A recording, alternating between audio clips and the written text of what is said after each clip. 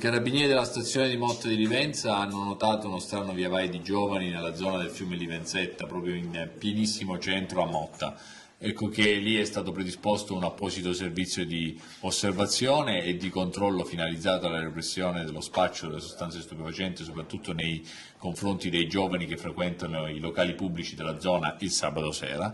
E i carabinieri della stazione di Motta di Livenza hanno trovato addosso, nascosto negli slip a un minorenne, a uno studente di 17 anni, 50 grammi di marijuana. Lui ha detto di aver trovato, con una banalissima scusa, la marijuana per terra.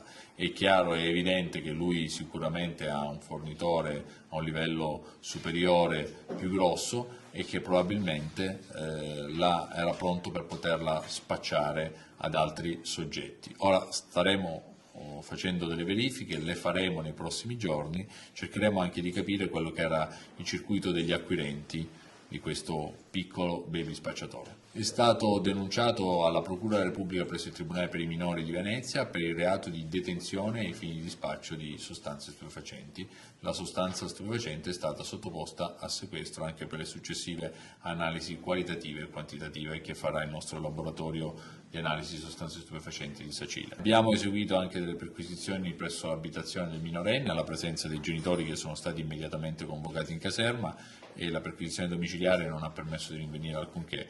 Già questo però è la sostanza rinvenuta e soprattutto la quantità è di per sé un presupposto grave per potergli anche irrogare una denuncia in stato di libertà.